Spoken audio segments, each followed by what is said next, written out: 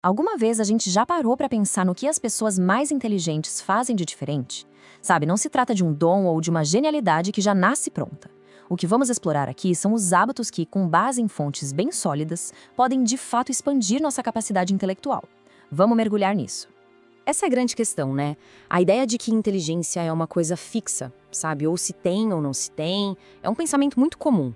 Mas e se não for bem assim? Toda a nossa análise aqui parte do princípio de que a inteligência, na verdade, é bem mais flexível do que se imagina.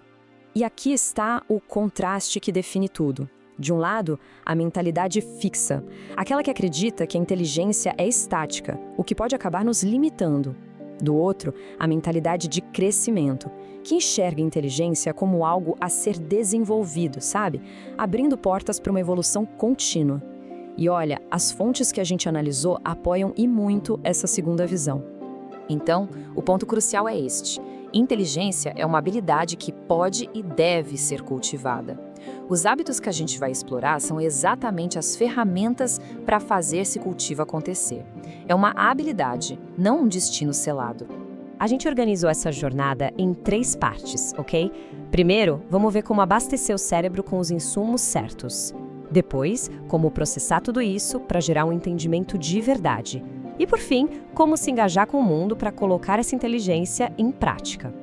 Vamos começar com a base de tudo, a parte 1, abastecer o cérebro. Porque, antes de poder processar ou criar qualquer coisa, a gente precisa garantir que a nossa mente está recebendo o combustível de alta qualidade que ela precisa. E essa citação, ela captura perfeitamente o ponto de partida.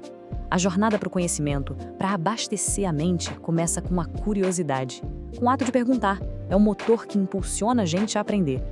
O primeiro combustível é o mental. Fazer perguntas, às vezes dá um receio de parecer ignorante, mas na verdade é um sinal de que a gente está engajado de verdade. Ler de forma variada é outro ponto-chave. Sabe, ler ficção, por exemplo, melhora a empatia, enquanto a não ficção constrói nossa base de conhecimento.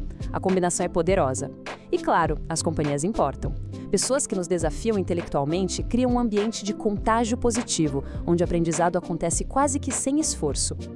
Agora, este slide mostra uma realidade um tanto quanto desconfortável. Dá uma olhada. Grande parte do nosso tempo livre é dedicado a um consumo passivo de conteúdo, enquanto uma fração mínima, bem pequena, vai para atividades como a leitura ativa, que de fato abastecem a mente. A pergunta que fica é: onde o nosso tempo está sendo investido de verdade? E além do combustível mental, o físico é absolutamente essencial. Exercícios não só melhoram o fluxo sanguíneo, mas estimulam a criação de novos neurônios. Uma dieta balanceada dá os tijolinhos para um cérebro saudável. E o sono? O sono é inegociável. É durante o descanso que o cérebro consolida memórias e faz uma verdadeira faxina, removendo resíduos tóxicos. O corpo e a mente são um sistema único, não tem como separar. Certo, com o cérebro abastecido, vamos para a parte 2, processar e refinar. Não basta só consumir informação, né? O próximo passo, e talvez o mais importante, é o trabalho interno de transformar esses dados brutos em um entendimento real que fica com a gente. Esse ciclo é simples, mas é transformador. Primeiro, a gente adquire o conhecimento. Depois, a gente reflete sobre ele, conecta com o que já sabemos. E, finalmente, a gente aplica ou compartilha.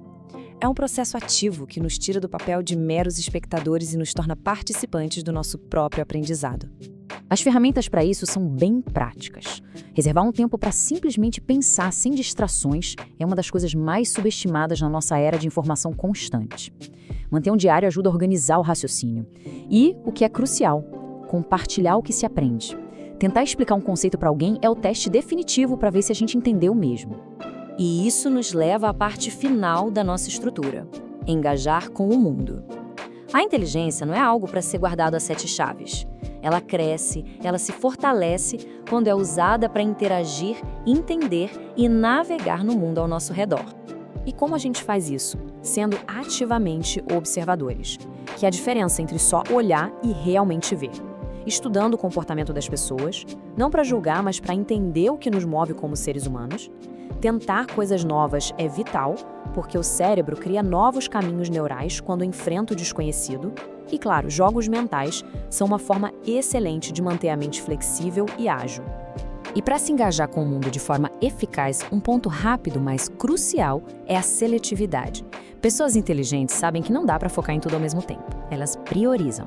Organizar o espaço de trabalho e, principalmente, a atenção reduz a bagunça mental e permite um engajamento muito mais profundo com o que realmente importa.